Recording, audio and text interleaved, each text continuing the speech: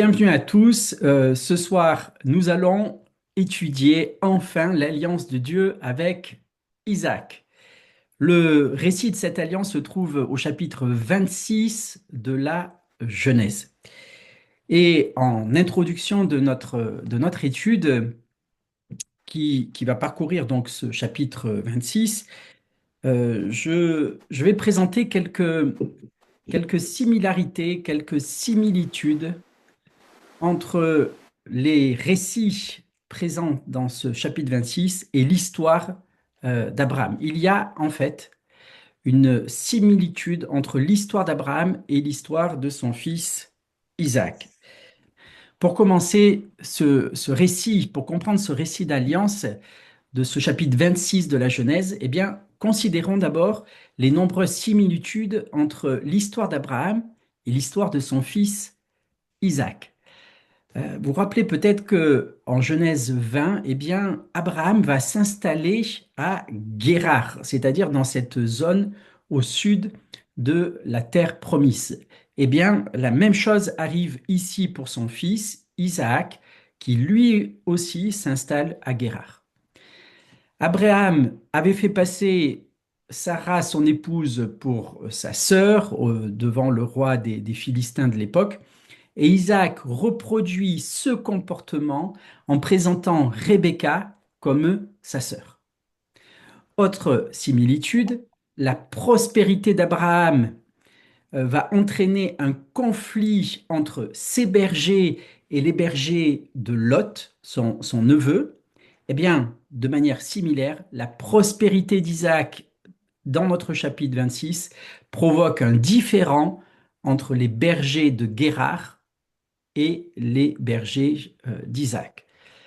De plus, tout comme le Seigneur parle à Abraham après sa séparation d'avec Lot, et à l'occasion de cette séparation, lui confirme ses promesses d'une terre et d'une grande prospérité, on trouve ça dans Genèse 13, versets 14 à 17, eh bien, ici, Dieu apparaît à Isaac pour aussi lui renouveler ses promesses. Et enfin, tout comme Abraham avait érigé un autel à l'Éternel en signe de reconnaissance, dans ce chapitre, Isaac va suivre son exemple et va construire également un autel à Beersheba. Les deux patriarches vont conclure, c'est quand même très significatif, une alliance avec, pour les deux, un homme qui s'appelle Abimelech, qui est le roi des Philistins, accompagné de Picol, le chef de son armée. Alors, il y a un tel écart d'âge entre Abraham et Isaac que Abimelech et Picol, qui portent les mêmes noms dans les deux récits, sont très certainement des personnages différents. Alors, ces éléments, eh bien, les amis, sont loin d'être anodins parce que ils posent le principe que le Fils ressemble au Père. Le grand principe est qu'il y a ressemblance entre la semence et celui qui produit la semence. Et c'est un thème qui est présent tout au long de la Genèse et même plus largement dans la parole de Dieu. La ressemblance des pères avec les fils. Et on trouve une application notamment dans les paroles de Yeshua. Lorsqu'il dit, c'est dans Jean chapitre 8, verset 39, je lis ce passage. Ils lui répondirent, notre père, c'est Abraham. Yeshua leur dit, si vous étiez enfants d'Abraham, vous feriez les œuvres d'Abraham. Donc, comment prouver qu'on est fils d'Abraham? En faisant les œuvres d'Abraham, en reproduisant ce que Abraham a fait. Paul, lui aussi, enseigne selon ce même principe. Je vous cite Galates chapitre 3, versets 6 et 7. Comme Abraham crut à Dieu et que cela lui fut imputé à justice, reconnaissez donc que ce sont ceux qui ont la foi qui sont fils d'Abraham. Donc, tous ceux qui ont la foi d'Abraham, tous ceux qui imitent la foi d'Abraham, sont la descendance spirituelle d'Abraham. Il y a une similarité entre le Père là et les fils. Donc la répétition des récits, des histoires d'Abraham et d'Isaac sont là pour nous montrer que Isaac est le fils d'Abraham selon la promesse. Il est la semence choisie. Ce rapprochement entre Abraham et son fils Isaac, eh bien, nous permet d'aborder l'étude, l'exégèse de ce passage selon le principe que ce qui est arrivé au Père préfigure ce qui arrive à leurs enfants. En hébreu, on dit Maaseh Avot Siman le Banim. Donc, ce qui est arrivé au Père préfigure ce qui arrive à leurs enfants.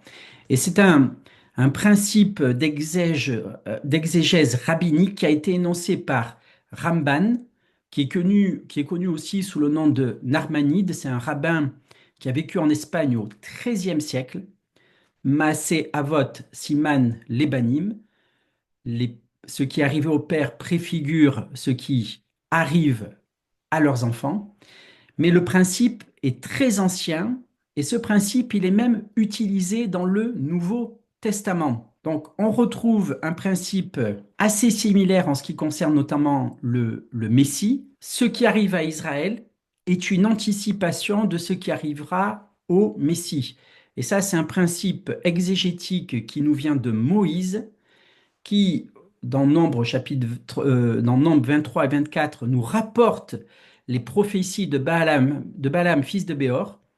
Et là, il emploie les mêmes termes pour parler d'Israël et pour parler du Messie. Donc, on a cette correspondance entre ce qui arrive à Israël doit arriver plus tard au Messie. Et dans le Nouveau Testament, eh bien, plusieurs épisodes de la vie de Yeshua sont mis en parallèle avec les récits bibliques de la Torah et même des prophètes. Vous connaissez tous Jean 3, 16, pardon, mais je vais vous lire Jean 3, 14, dans lequel l'action de Moïse préfigure ce que le Messie fera.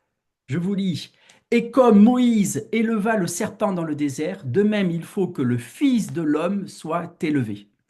Donc, l'élévation du serpent d'airain dans le désert par Moïse est la préfiguration de ce qui arrivera au Messie. Donc ça, c'est l'exégèse donnée par Yeshua lui-même. Il voit dans ce que fait Moïse une anticipation de ce que le Messie doit vivre, de ce que le Messie doit faire.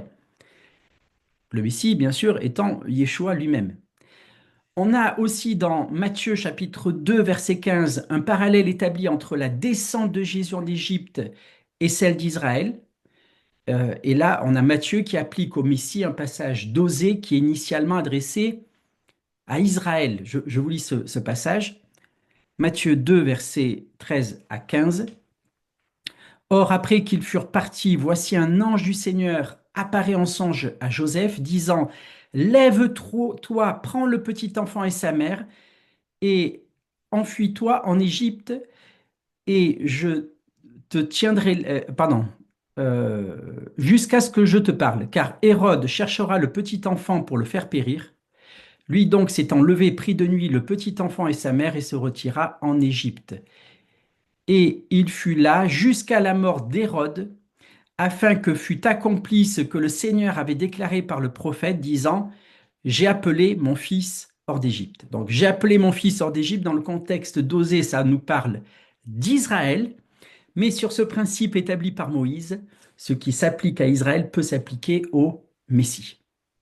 On a encore Matthieu, chapitre 12, verset 40, où Jésus, Yeshua, compare son séjour dans la tombe à celui de Jonas dans le poisson. De même que Jonas fut 3 jours et 3 nuits dans le ventre du grand poisson, ainsi le Fils de l'homme sera 3 jours et 3 nuits dans le sein de la terre. Donc ce qui arrive au prophète Jonas annonce ce qui doit arriver d'une autre manière au Messie. Donc ce principe, ce qui est arrivé au Père préfigure ce qui arrive à leurs enfants. Maaseh Avot, Siman, Lebanim. Et on va étudier, entre autres, ce chapitre 26 en appliquant ce principe. D'accord? Donc, j'espère que là, les choses sont assez bien posées.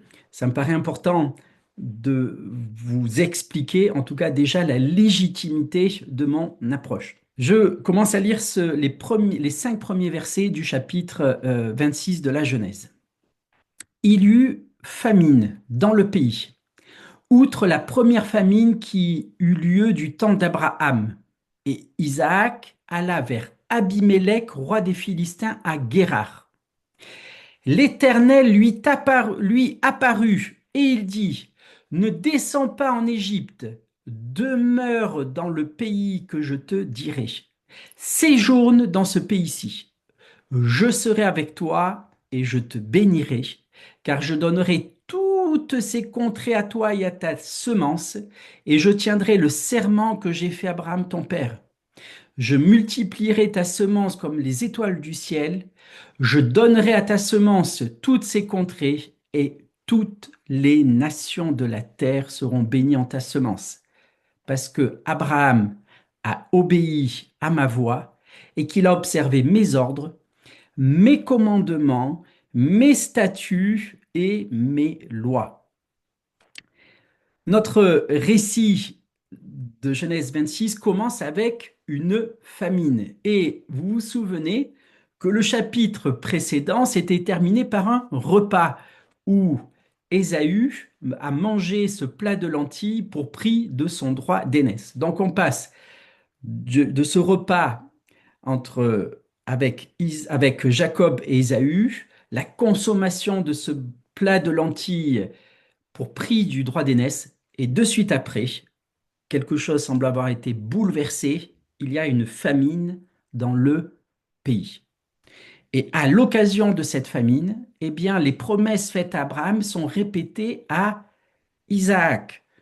Sa semence sera nombreuse, il possédera le pays dans lequel il séjourne, et enfin, toutes les nations de la terre seront bénies en toi. Donc c'est vraiment exactement les mêmes promesses qui avaient été données à Abraham. Et le texte ajoute, parce que Abraham a obéi à ma voix, qu'il a observé mes ordres, mes commandements, mes statuts et mes lois. On retrouve exactement la même chose dans le Deutéronome. Et je voudrais qu'on tourne les pages de nos Bibles au chapitre 11 du Deutéronome, le tout premier verset. Le Deutéronome, c'est un discours de Moïse qui s'étale très certainement sur 3 semaines. C'est un discours en fait d'alliance. Donc ça, c'est très important.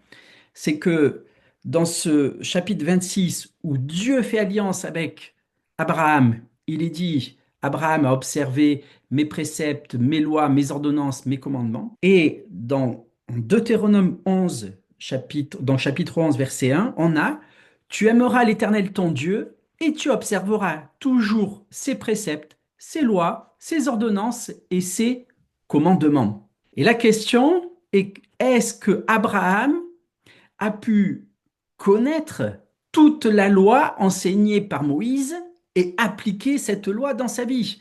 Est-ce qu'il a observé toutes les lois du Deutéronome, les lois du Lévitique, les lois énoncées, énoncées par Moïse? Les amis, je ne le crois pas. Je ne crois pas que Abraham ait eu la révélation, ligne après ligne, de la Torah qui a été donnée à Moïse. En réalité, les actions d'Abraham, guidées par Dieu, eh bien, ont jeté la base de ce qui deviendra plus tard une loi codifiée, notamment dans le livre du Deutéronome. C'est-à-dire que ce que Abraham a fait à certains moments de sa vie va être appliqué ensuite dans les lois de la Torah, dans les lois données par Moïse. Je prends un exemple. Vous vous rappelez qu'on a étudié ensemble Genèse 14, c'est le moment où Abraham va combattre les rois qui viennent de Mésopotamie. Et dans ce récit de Genèse 14, il y a les rois qui arrivent de très loin, ceux qui arrivent de Mésopotamie, mais il y a aussi les rois, j'allais dire les barons locaux, les rois qui habitent à proximité d'Abraham. Or, les lois du Deutéronome concernant les lois de la guerre sont différentes lorsque on a affaire à une nation qui est très éloignée et une nation qui est très proche. Et après avoir fait la guerre contre les rois de Mésopotamie, eh bien, Abraham ne réclame que la part de butin qui a été consommée par ces hommes et il refuse les richesses de Sodome. C'est-à-dire qu'il va aller prélever quelque chose sur le butin pris au roi de Mésopotamie, mais simplement ce qui est nécessaire à la nourriture de ces hommes. Donc là, c'est une nation qui est loin. Mais en ce qui concerne les richesses de Sodome, une nation qui est voisine de là où il habite, eh bien, il refuse de toucher à quoi que ce soit. Eh bien, cette attitude correspond précisément aux prescriptions du chapitre 20 du Deutéronome, qui ordonne à Israël de se nourrir du butin lorsqu'il s'agit d'une nation lointaine, mais qui interdit tout pillage lorsque l'ennemi est une nation proche. Ce que je veux dire par là, même si c'est un petit peu technique, accrochez-vous les amis, c'est que ce que fait Abraham va être ensuite une base pour la loi donnée par Moïse. Donc, ça va d'Abraham vers Moïse, mais ça va pas de Moïse vers Abraham. Et nous savons aussi que Moïse, qui est l'auteur du livre de la Genèse, eh bien, nous dépeint Abraham comme un homme de foi, un homme qui obéit par la foi à la volonté de Dieu. Abraham est un homme qui a vécu selon le principe de la foi et qui est décrit comme celui qui a répondu à toutes les exigences de la loi. Alors, ce principe que l'homme de la foi accomplit la loi, ce principe est énoncé par Moïse lui-même, par le législateur, celui qui a reçu et qui a donné la loi divine à Israël. Or, Moïse est lui-même connu pour son échec en raison de son manque de foi lorsque, à la fin des pérégrinations dans le désert, il va frapper le rocher pour en faire sortir de l'eau au lieu de simplement lui parler. Donc on a ici deux figures. Abraham, l'homme de la foi qui, par la foi, répond à toutes les exigences de la Torah, et Moïse, l'homme de la Torah, qui, par son manque de foi, rate le but et ne pourra pas rentrer dans le pays promis. Donc, ce que nous dit ici Moïse, c'est que l'homme qui marche par la foi répond aux exigences de la Torah sans forcément appliquer à la lettre toutes les prescriptions qui vont être données par la suite par Moïse. Donc, je parle beaucoup d'Abraham parce que il est clair que l'alliance est ici confirmée à Isaac sur la base de la fidélité de Dieu à l'alliance avec Abraham. Et elle n'est en aucune manière, cette alliance, modifiée. On va continuer notre récit. Je vais lire les versets 6 à 11. Et Isaac resta à Guérar. Lorsque les gens du lieu faisaient des questions sur sa femme, il disait, c'est ma sœur, car il craignait en disant, ma femme, que les gens du lieu ne le tuassent, parce que Rebecca était belle de figure. Comme son séjour se prolongeait, il arriva qu'Abimélec, roi des Philistins, regardant par la fenêtre, vit Isaac qui plaisantait avec Rebecca, sa femme. Abimélec fit appeler Isaac et dit, certainement, c'est ta femme. Comment as-tu pu dire, c'est ma sœur? Isaac lui répondit, j'ai parlé ainsi de peur de mourir à cause d'elle. Et Abimélec lui dit, qu'est-ce que tu nous as fait? Peu s'en est fallu que quelqu'un du peuple n'ait couché avec ta femme et tu nous aurais rendus coupables. Alors Abimélec fit cette ordonnance pour tout le peuple. Celui qui touchera à cet homme ou à sa femme sera mis à mort. Là, à nouveau, eh bien, ce récit est une réminiscence de ce qui est arrivé à Abraham en Genèse 20. Abimélec, en Genèse 20, fait enlever Sarah, mais était averti par un songe de ne pas la toucher, au risque de mourir. Et ici, Abimélec, eh bien, interdit quiconque de toucher la femme d'Isaac. Donc ce n'est pas Dieu qui menace de faire mourir, mais c'est Abimelech qui prend un décret protecteur. Celui qui touchera à cet homme ou à sa femme sera mis à mort. Deuxième chose, c'est qu'Abimelech, cet Abimelech de Genèse 26, n'a pas besoin d'un songe pour apprendre que Rebecca est l'épouse d'Isaac. Il le découvre par lui-même. Et sa réaction, eh bien, témoigne de sa crainte de Dieu. Et ça, c'est vraiment en contraste avec l'attitude du roi des Philistins à l'époque d'Abraham. En fait, même l'attitude d'Abimelech tranche avec l'attitude d'Isaac, qui dissimule l'identité de son épouse par un mensonge, parce qu'elle n'est pas sa sœur. Abraham, vous pouvez dire de Sarah qu'elle était sa sœur parce que c'était sa demi-sœur, mais Rebecca n'est pas la sœur d'Isaac. Donc, il est important de garder cela en tête lorsqu'on va aborder la prochaine fois l'alliance d'Isaac avec Abimelech. En fait, Abimelech nous est présenté ici comme un homme qui craint Dieu, comme un homme un homme pieux en fait. On a eu affaire à un premier Abimelech, bon, qui s'arrangeait un petit peu avec l'Éternel. Il lui faut un songe pour lui dire attention, ne touche pas à cette femme. Mais là, on voit un autre Abimelech qui prend l'initiative lui-même, sans que Dieu lui parle, de protéger Isaac et de protéger Rebecca. Un homme, en fait, qui a la crainte de Dieu. Je continue le récit, les versets 12 à 16. Isaac sema dans ce pays et il recueillit cette année le centuple, car l'Éternel le bénit. Cet homme devint riche et il alla s'enrichissant de plus en plus jusqu'à ce qu'il devint fort riche. Il avait des troupeaux de menu bétail et des troupeaux de gros bétail et un grand nombre de serviteurs aussi. Les Philistins lui portèrent envie. Tous les puits qu'avaient creusés les serviteurs de son père du temps d'Abraham, son père, les Philistins les comblèrent et les remplirent de poussière.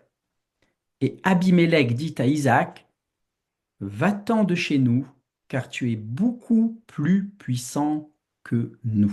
Très intéressant, cette activité agricole d'Isaac. Alors que Abraham était un éleveur, eh bien Isaac, pour la première fois, devient agriculteur. Et c'est un agriculteur qui a du succès et qui récolte au centuple ce qu'il a semé. Et cet incroyable succès annonce eh bien, ce qui arrivera au peuple juif lorsqu'après des siècles où le travail de la terre lui aura été interdit, parce que lorsqu'il était en exil, notamment en Europe, le peuple juif était interdit de travailler la terre. Et donc, lorsque les Juifs vont revenir sur la terre d'Israël, eh bien, ils vont inventer des techniques d'agriculture révolutionnaires, avec notamment l'invention du goutte à goutte. Les Philistins jalousent Isaac. Et là aussi, c'est quelque chose de frappant. Ils ne jalousent pas la fortune d'Isaac, ils jalousent sa personne. Ils ont un ressentiment, et ce ressentiment, eh bien, les amis, ça illustre l'un des aspects récurrents de l'antisémitisme à travers l'histoire, c'est-à-dire l'incapacité des nations à accepter la prospérité d'Israël qu'elles considèrent comme un danger pour leur propre domination. Chaque fois que le peuple juif a commencé à prospérer dans un pays, les peuples du pays se sont sentis en danger. Il est aussi frappant de voir ce roi philistin prendre des décrets de protection de la famille d'Isaac et en même temps ordonner son expulsion. Eh bien, cette ambivalence, je le crois, préfigure l'attitude notamment des rois chrétiens et des papes envers les communautés juives. On a des mesures de protection qui alternent avec des périodes où le peuple juif va être expulsé, chassé des nations. Et puis, ces Philistins qui bouchent les puits creusés par Abraham, ben là aussi, c'est l'attitude, il faut le dire, de l'Église pendant des siècles, qui va se couper de sa racine juive et qui ne va pas reconnaître sa dette spirituelle envers Israël. Continuons notre récit. Verset 17. 17 à 20. Isaac partit de là et campa dans la vallée de Guérar où il s'établit. Isaac creusa de nouveau les puits d'eau qu'on avait creusés du temps d'Abraham son père et qu'avaient comblés les Philistins après la mort d'Abraham. Et il leur donna les mêmes noms que son père leur avait donnés. Les serviteurs d'Isaac creusèrent encore dans la vallée et y trouvèrent un puits d'eau vive. Les bergers de Guérar querellèrent les bergers d'Isaac en disant: L'eau est à nous! Et il donna au puits le nom d'Ézec parce qu'il s'était disputé avec lui.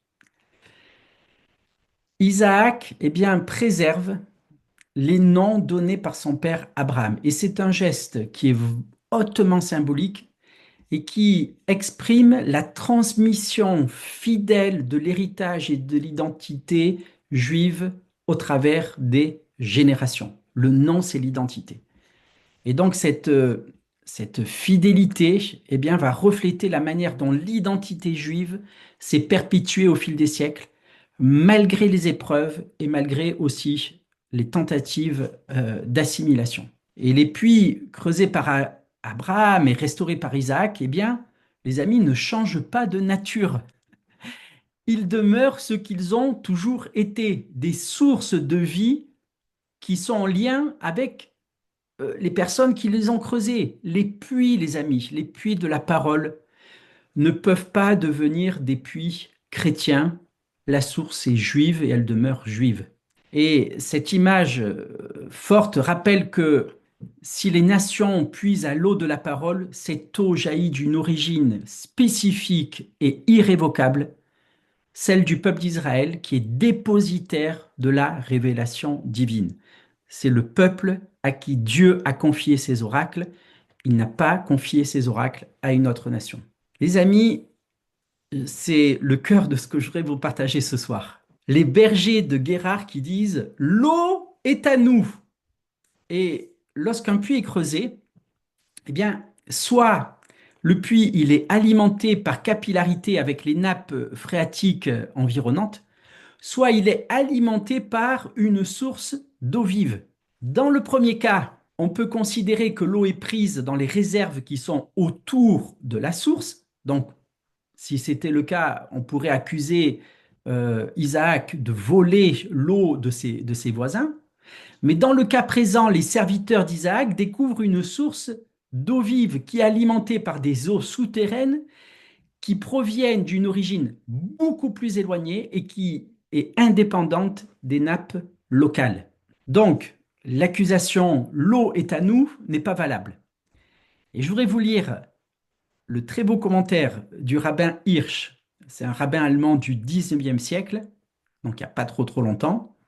Je vous lis son commentaire. En lui cherchant querelle, c'est-à-dire en cherchant querelle à Isaac, il cherche querelle exactement de la même manière qu'on a cherché querelle aux Juifs tout au long des siècles. Le puits, c'est toi qui l'as creusé, son orifice donc est à toi, mais l'eau est à nous.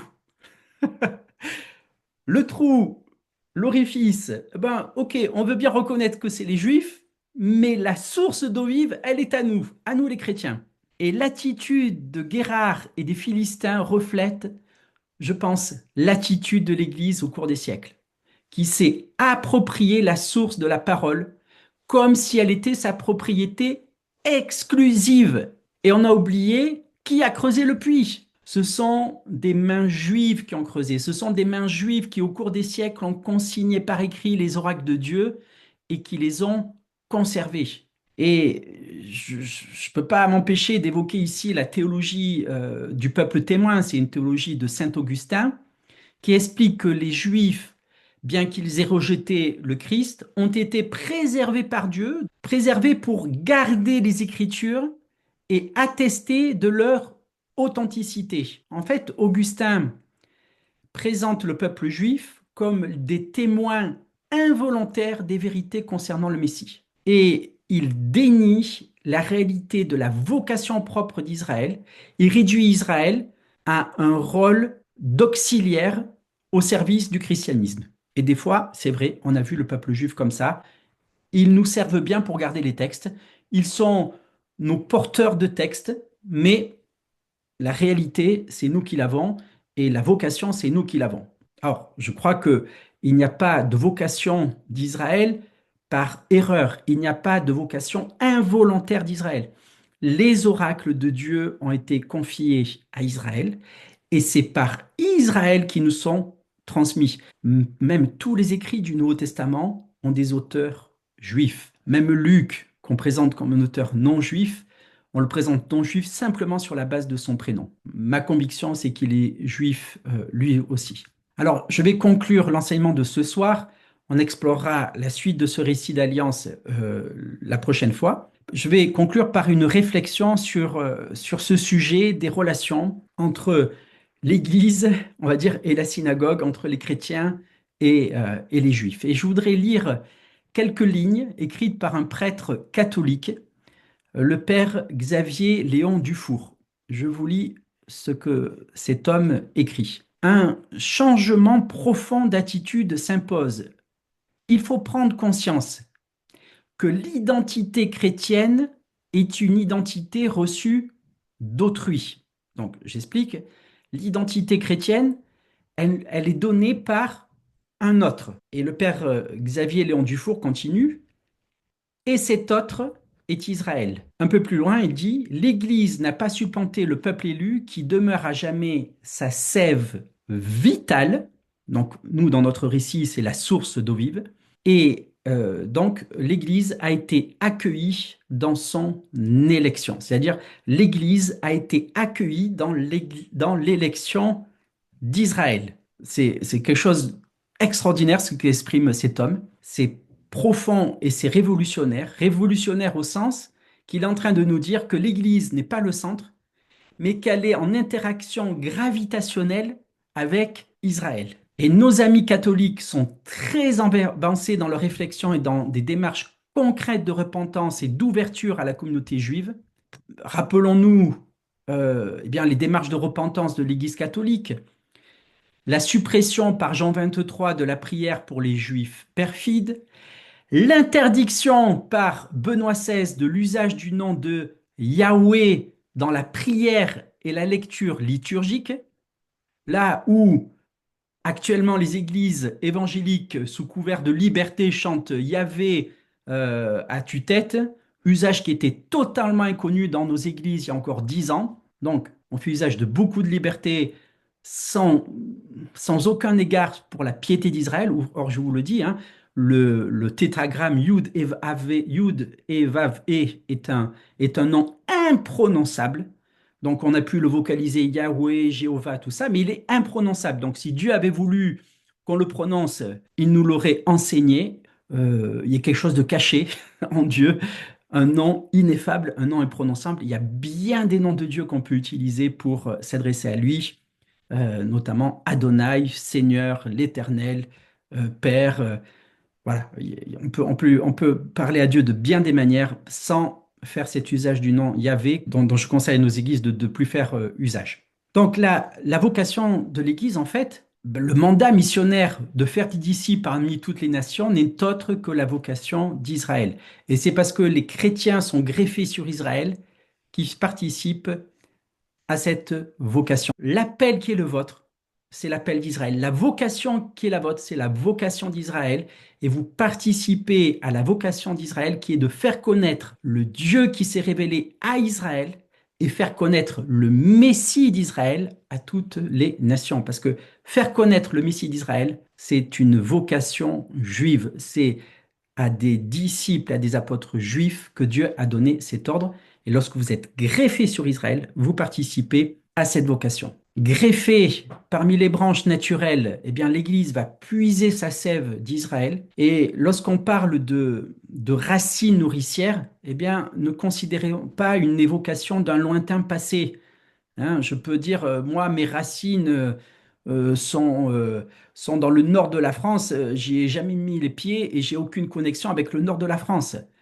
Lorsqu'on parle de racines, on parle de racines nourricières, de racines actives, de racines qui sont connectées avec l'arbre. Et reconnaître cette dépendance à Israël, eh bien, va obliger chaque tradition chrétienne à une démarche d'humilité, en fait, à une véritable transformation de la pensée. Voilà ce que je voulais vous dire ce soir. Espérons que beaucoup s'avanceront dans ce chemin de repentance et cesseront de dire l'eau est à nous. Amen.